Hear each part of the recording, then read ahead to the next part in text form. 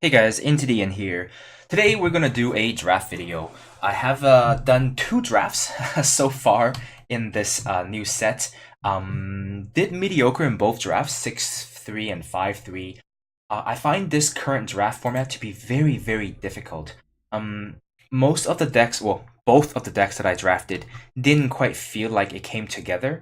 It was really difficult to draft synergies and themed decks, even though the new set pushes ally and nightfall and bond very heavily, and you could potentially get a lot of benefits from some of those cards.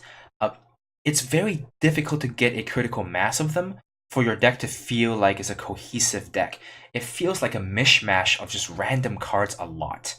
And as a result, a lot of decks that I use and play against feels like it's just one gigantic board stall with whoever has the the, the most flyers, and the biggest flyers will win the game. So I think that's the way we're gonna try and draft this. We're gonna focus on getting flying units and just clock up the ground with random medium-sized units. I think that's gonna be our best way to win. We're not going to draft gimmick. We're not going to try and draft interesting synergies this time around. I just want to draft a deck that actually works because I'm still in the process of trying to learn the format and understand how to read the right signals so that I can properly evaluate between picking a card that's kind of mediocre to bad, but really good if you have the right synergy, versus cards that are just always consistently average or above average. So let's jump into this pack. Let's take a look at the rare. Curse unit has -5 attack. This is kind of irrelevant in draft, I think. It's unlikely that your opponent will have more than one copy of a very good card. And giving it -5 attack is decent, but I don't even know if it's worth the 4 power here. It is a pseudo removal spell. You could probably take one of their flyers out of out of action. I'm not thrilled by it. Deepwood Ranger can be pretty good, but unlike all of the other ally skilled units, this only happens once upon summoning. So you have to have the dinosaurs. Sorry, you have to have the other units with the battle skills in play before you play this unit, and that's kind of hard to do. It's great if you can pull it off, though. But then again, a 5 power 4/4 on its own is not horrendous. You would play it, but not be super happy with that. I think you can probably get at least one +2/+2 if you draft a deck around it, but I'm not sure if it's worth drafting an entire deck of 2 double skill units just to trigger this card once or twice. Same kind of. Both of these cards go into the same deck, so if I don't want to make this deck, I'm certainly not going to draft this card. That is an incredibly expensive weapon at 6 power. I don't think this is just a much worse version of the time one, right? The shroud in time. That's 4 to play, +2/+2. You gain life equal to. Oh no, but this gets armor, not life. I see. I see the difference is the armor. And armor does give you a lot of extra benefits if you have a weapon, a relic weapon. So I can see why it's more expensive, but that's too expensive. A 6-drop. Not what I'm looking for in the beginning of a draft, and also for 6 power, I expect more. Trailmaker is quite good for both color fixing and for ramping. I like this card a lot. Triggerman is pretty good. This card is actually playable without any gimmick. So even without a weapon, even without bonding it, a 5 power 3/3 quick strike, a quick draw is still not that bad. And if you can put a weapon onto it, then nothing can pretty much block it, because the weapon is going to give it some kind of attack, and this also gets +2 attack on its own. So you're going to be able to punch through anything. I think this card is quite good. I also really like this card.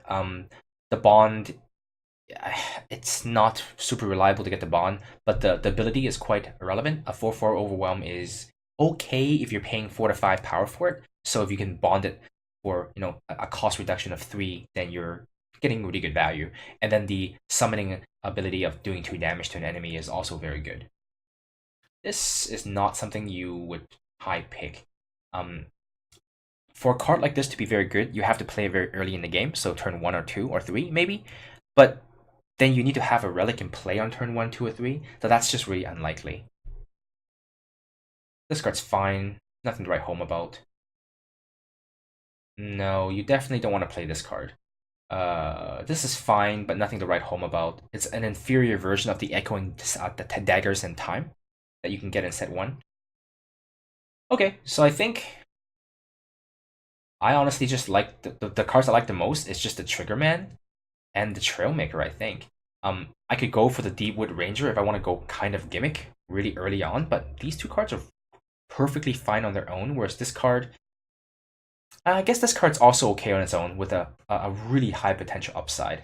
And I do like Horu. Horu is one of the best color combinations because, like I said, you just want flying units and you want a lot of flying units and medium-sized units to clock the ground, which this kind of is. So that's actually not a bad card in the right archetype. But so is Trailmaker. Ramping for 1 is quite nice. Color fixing is very, very nice. Between these two cards, I'd probably take the Trailmaker over the Triggerman just because it's a cheaper spell, a cheaper unit. I always prefer 2 drops over 5 drops, or, you know, potentially discounted, whatever. So I think I'm going to take the Trailmaker here. These are safer, and this has a potential higher upside if it comes down to it. So pick a safer pick or pick a potentially higher upside pick.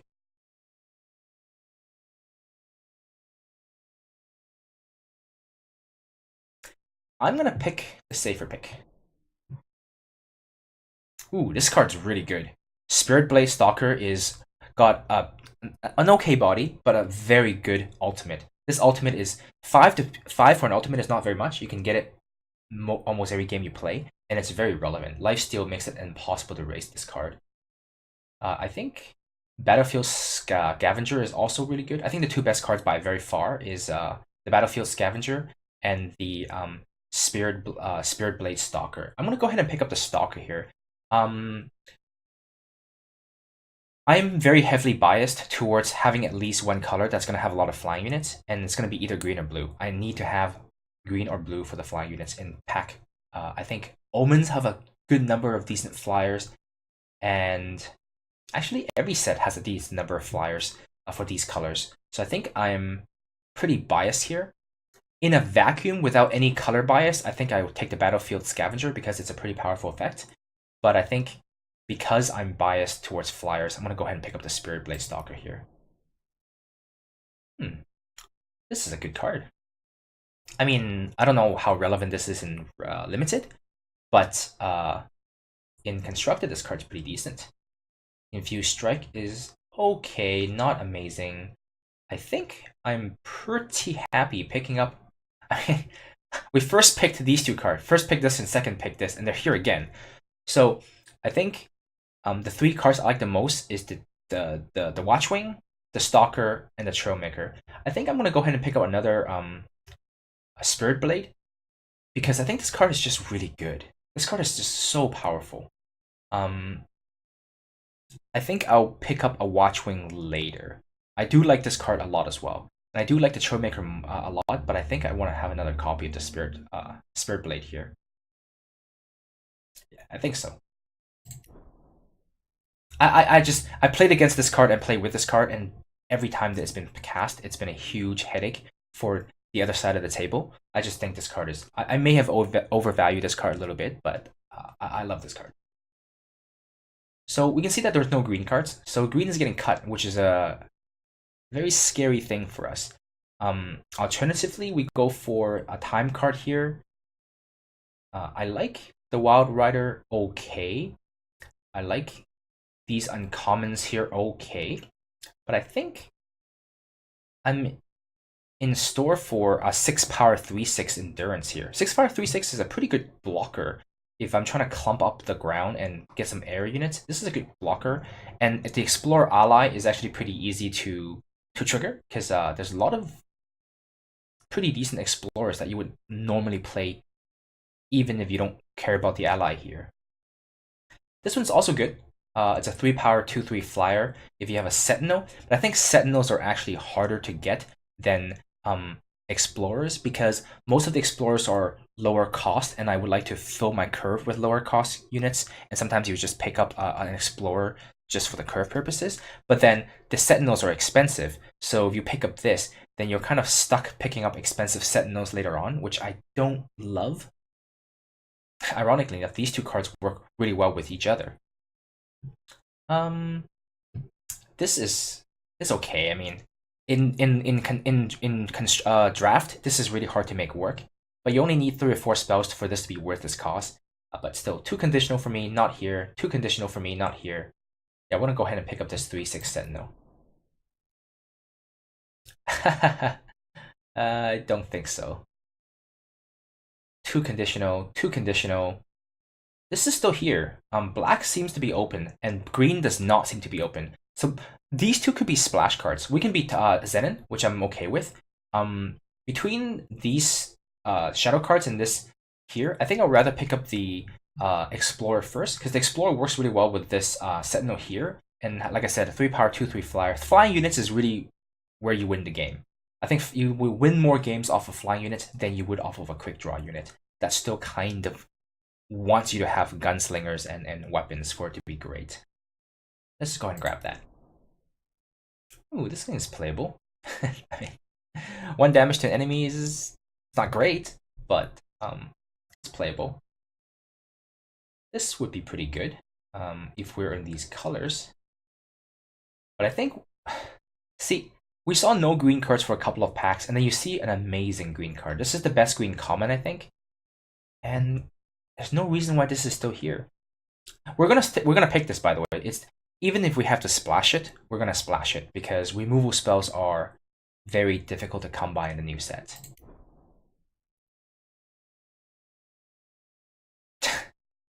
All right. Definitely not gonna play with this card. Combat Trick is okay. Blue all of a sudden seems super open. Green is now all of a sudden open, and black, I think black has always been open, but time got cut all of a sudden. This is rough. I'm not gonna miss either of these cards too much. We're gonna go ahead and grab this patrol here because I still think black is open, and if we have to switch out of one of these colors, we can play black main and splash either time or justice. Might be a little bit too late to jump into blue here though. Okay, 1 card of every color. These are not the signals I want. Jeez. Alright. I'm gonna grab this Cryptic Edgings here. A lot of games, like I said, go into a board stall, and you clog up the ground, nobody can attack, you're waiting for an air unit, and this card goes a very long way. Putting a power to the bottom when you don't need it is basically the same as drawing a free card. So let's do that. Steal all weapons from an enemy unit. This is... I can see this being relevant sometimes, actually. I really hate this card. I think a lot of people love this card, and I see it being played a lot, even in Constructed, and I don't agree with any of them. Even some of the more reputable, professional, like great, like really good players, top tier players, are using this in their decks, and I really don't understand why.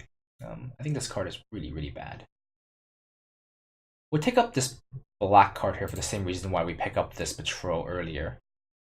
A 3/3 weapon that can give you a soldier if you have a Valkyrie. Not spectacular, but is it better than a 1/1 unblockable?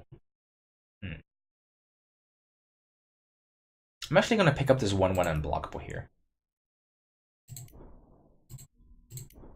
No real reason. I mean, I think both the 1/1 and the weapon are both pretty bad, so it's unlikely I'll play either of them. So,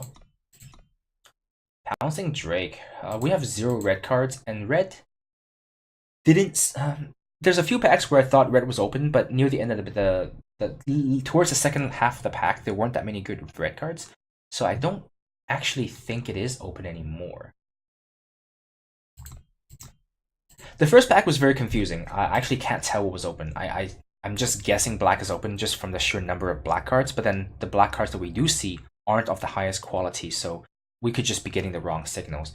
Red, a green seems to be cut, I think. I think we can conclude that green is cut now because we didn't see very many good green cards at all, and the entrapment might have just been in a pack with a lot of good green cards, and it got... Nah, that's kind of weird though. You would first pick entrapment, I think, in a lot of cases. Times definitely seems to be cut. We might have to abandon the time plan here. So I have no idea what's open in the first pack. That's the problem, and and not having any good signals like that after the first pack is problematic. One is one of the reasons might be because I'm not as good at reading signals as I thought, or two, the set is still really new and there's a lot of players that are playing and they're flip flopping between cards and people are evaluating cards differently than I do. So so they're not good at sending signals and I'm not good at receiving signals because of that difference in evaluation. So that could be another issue. In a vacuum, I might just. I don't think I want to make this my first red card, even though it is very, very good. I think this blister sting wasp is fine if I can get time cards, and I'm not. And that's a big if. That's a really big if. But what else am I gonna take? There's no other card here good for me. None of the black cards are good. I would play them if I have to, but I'm not gonna be happy first picking any of these shadow cards. I'm not happy first picking any of this time cards. And this, I just have a very strong feeling Justice is cut, so I don't really want to pick up more Justice cards. I think I'm happy splashing these three, but I don't want to splash more. I'm gonna go ahead and pick up this Blister Sting Wasp and hope that time is open in this time. This direction. Yeah, okay, good. Archive Curator is exactly the kind of card I want in this deck. I'm gonna go ahead and pick that up. Over not loadouts.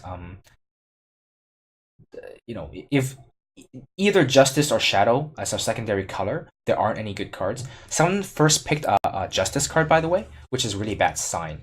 Because if Justice is cut both ways, then, well, I guess it's fine. If the Justice is cut both ways, then we just have to make sure we stay out of it. So let's just go ahead and pick the Curator here. I would first pick this card anyway, so especially now that it's in the right colors, we're certainly going to go ahead and pick that up. Here, I'm pretty interested in this Sand Viper over not much else. We're not going to go and worry about Life Force because with only one Omens pack, Life Force is not a thing. You don't want to pick up, you don't want to focus on any of the Omens mechanics. You don't have enough cards for that. Sand Viper is always, always good. Just be very happy to pick one up here. Fixing, potential removal spell for one turn, or just a really large 8-drop. I'm going to go ahead and pick up the Fixing here. I think Fixing is critically important for good decks. Ooh, Zen Initiation. Fantastic. We're going to be very happy to pick this up. Shadow seems to be cut from this direction, so we may not be in Shadow. But as long as we continue to pick just time cards, we might be a single color deck right now and just worry about our second color on the next pack. Because we can still cut all of our black cards and green cards, play blue, so we can play Combre, and then just splash either the Shadow or the Justice. I think that's an option for us. And I guess we have to make that call now. If we're going to be Zenin, if we're going to be Zenin as a primary thing, then we pick up the Prison Grief and be happy about it. If we're still thinking of cutting colors, we take the Stormcrasher and just splash one other color. And I think blue is really open. So blue might be a pretty decent splash on the next pack around.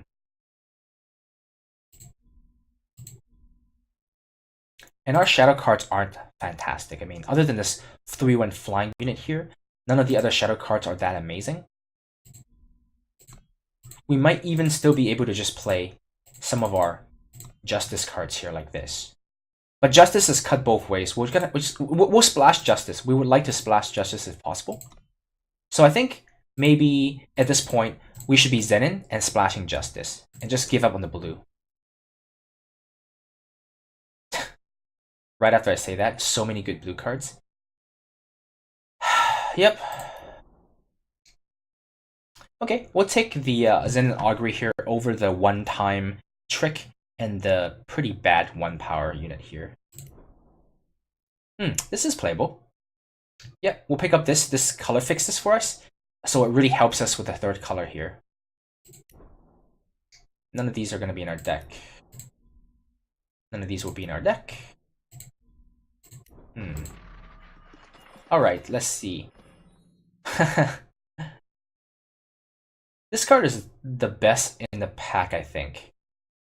We're looking like we might have more green cards than we have black cards.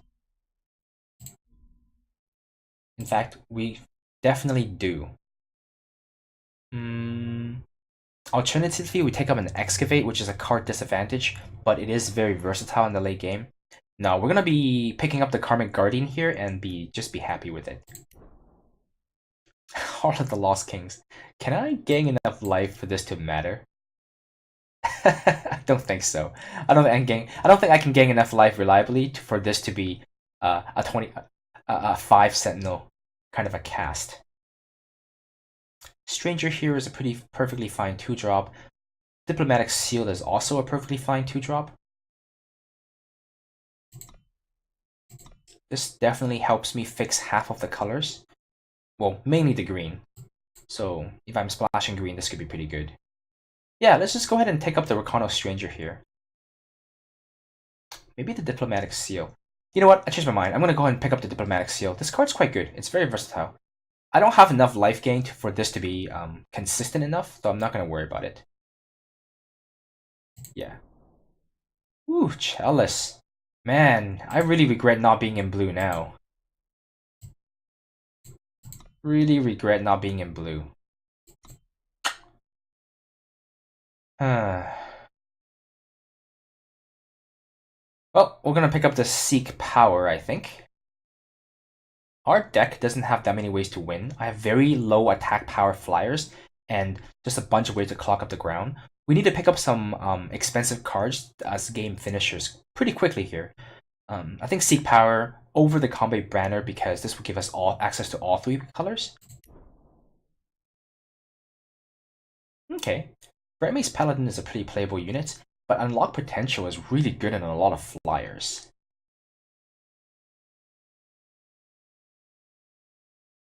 We don't have any weapons to put the Brightmace Paladin onto. We can give it +1/+1 with a Spirit Blade, but then, you know, it gets lifesteal it gives lifesteal, so I might as well give that bonus to someone else. Interesting. I'm gonna go ahead and pick up the Brightmace Paladin. My deck doesn't actually have enough units right now for the unlock potential to be that great.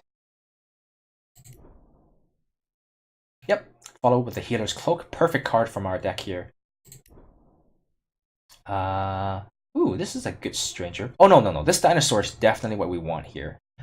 This is the kind of sort of late game that we're looking for this deck. Oh, perfect. Temple Scribe, yes. We'll grab the Temple Scribe over the Combat Banner because we actually have a Seek Power now and also a Diplomatic Seal, which I think is pretty decent for as far as fixing go. The ability to chump block for turn and draw a card is really, really good. Yeah, we'll pick that up. We'll pick it, but probably not use it. I guess if we're splashing anything, I'll just splash a random 6 power 6/4.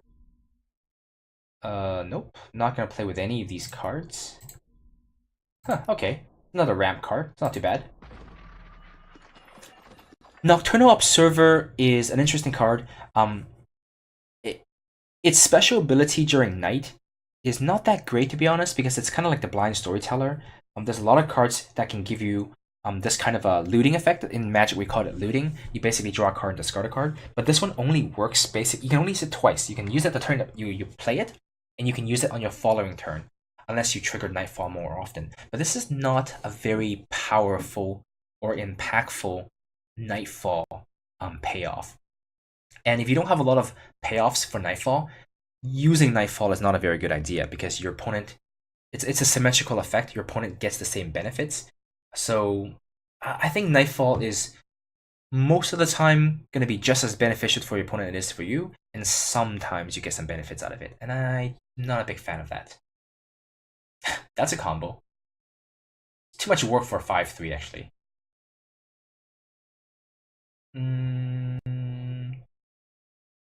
This could potentially be a 5-mana 6/6, but we don't have very many dinosaurs. I think we just have the 1, so that's not gonna work. This is the same weapon we saw on the first pack, which I was not a big fan of it back then. I'm still not a big fan of it now. This is another 6-drop, off of which we have many already.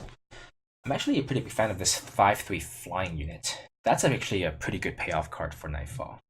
This is also pretty good. I'm thinking of actually splashing this removal spell, just because removal is always good. And we don't need another 6-drop, I don't think. We already have a bunch of 6-drops here. And we already have a Time-Sworn Sentinel. Yeah, let's just pick up the removal spell and see what we can do with it. Potential 5 power 6/6 is great, but we don't have any dinosaurs. We have actually just the one. That seems like a bad place to be. Let's go ahead and take up removal spells that we can splash pretty easily because we have a pretty good fixing. That's not something I want to play in. Yeah, you need a deck built around it for this to be good. Definitely not this curse. Intervention is fine, but I'm not in love with it.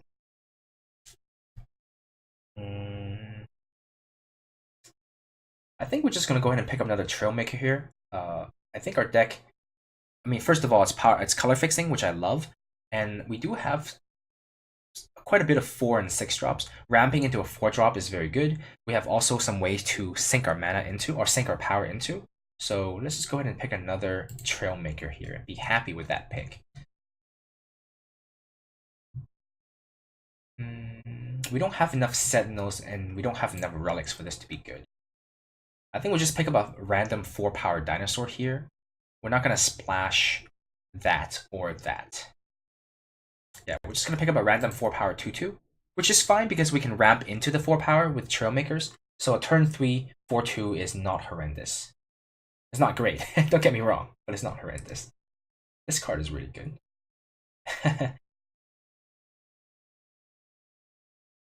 Alright, here I think I'm okay with Nightfall and Last Night Infusion. Basically, it's just 3 power, give 2 of your power units +1/+1. It's like a inferior unlock potential. Well, not always inferior because there's going to be a lot of games where you only have maybe 2 units in play. So this is quite good because we have a bunch of 1/4 flyers. It's good on the Bright Mace Paladin, and it's good on our big units. But I think Triggerman is also quite good. But then we have no weapons to benefit from the special ability here. And clearly no gunslingers. And it's a splash. Yeah, okay, let's just go for the Last Light Infusion. We're not happy about this pick, by the way. But we'll grab it. This card's quite good if you can trigger it.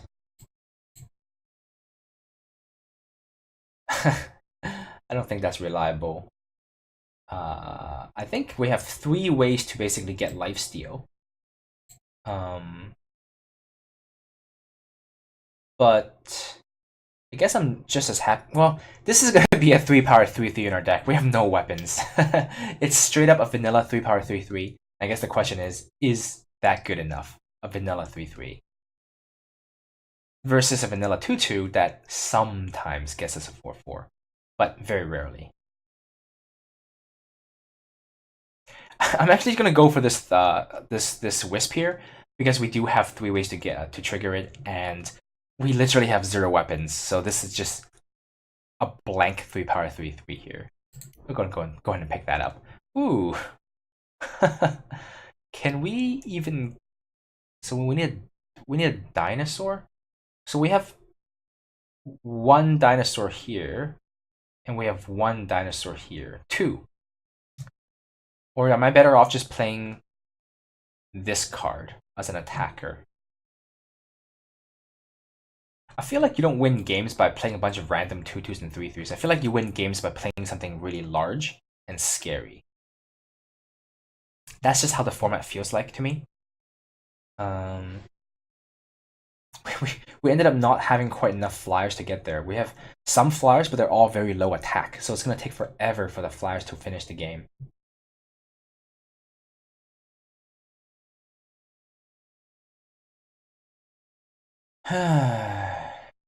Yeah, This card can be a 4/4 on the second turn you play it, which is a pretty good beater, but every other turn it's a 3/3 attacker. I think this has a high upside. Yep, I'm just gonna go ahead and pick up another Last Light Infusion. These cards do work okay against with our flyers, so let's just go ahead and grab another one. Nope, none of these cards will be in our deck. We're gonna pick the Lost in the Miss here, but most likely not play it. Oh man, can we splash blue? We should have really been blue. Every draft I've done so far has been like this.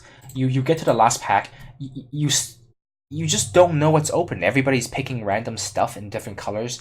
There's no clear signals, well, in my opinion, until kind of like the third and fourth pack. Well, by the third and fourth pack, it's already too late to read the signals, I think. It's really hard to get out of the colors that you already are in by that time. It's too late. This 1 mana 1/1 is going to be a 1/1 forever. I have only one relic. Well, I just don't think I have a way to cast this card. Like, my power base is going to have to be horrendous for this to work. I won't pick it up. It's an uncommon. Whatever. Okay. Okay. Okay. Alright, this is another very disastrous draft. Just like my last one. It's exactly like this. I had no idea what was open for the first pack and second pack, and then by the time third pack came around, the picks were just all over the place. I don't know how long it's going to take before the format stabilizes and signals become easier to read, and people are going to stick to their own colors. This is rough. So I think this deck is going to be quite poor. We're going to go and play some games and hopefully not go 0-3 with this deck.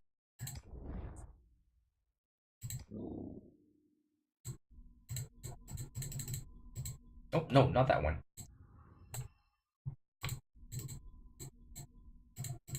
Oh, I gained some life from this too, so there's a combo there.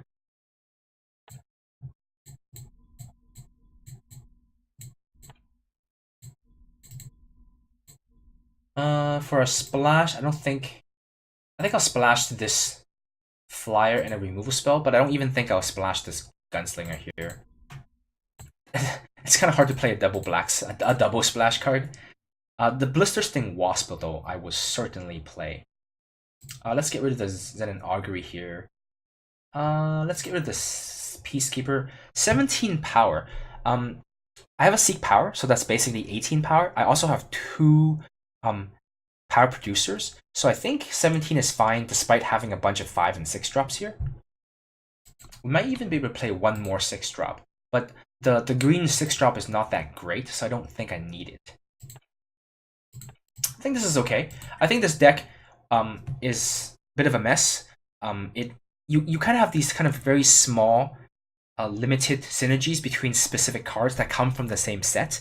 But man, it's a really messy format right now. Like, it's really difficult to draft a synergy that comes from the Dusk Road set because you don't get to see what's open into the end of the first 2 packs, and by then it's way too hard to draft synergies, I think, and it's too risky to jump and force synergies before knowing what's happening to the packs. Like you don't really want to like all in gunslingers on your first pick. On my first draft, I opened Stella, the green legendary, and it's probably the best sign you can get to force something. If you're gonna force anything ever, if you open a Stella on pack 1, pick 1, you're gonna try and force gunslingers, and I did, and it still didn't work out because the gunslingers were cuts. You're getting random, really expensive gunslingers that are really expensive to play, and then you have to worry about getting weapons for the gunslingers, but then you keep getting really expensive and bad weapons, and then when you play the game, you sometimes draw all weapons and no gunslingers, and you lose. And sometimes you draw a bunch of really bad gunslingers and you don't draw the weapons and you still lose. It's just really messy drafting when it comes to synergies. Well, let's put some power in here first. I do have one banner, and this one, it's also shiny. Cool. Take a look. too much justice, I think. 3, 4, 5, 6, I think is enough for the splash. And then... Wait, black is our splash, not justice. Okay, a 3 black, 4, 5, 6. So 6 shadow here for like 3 cards. That's too much. Let's just do 5. 5 shadow, I think is fine. And then this is 10. So this is 11 time, which is good.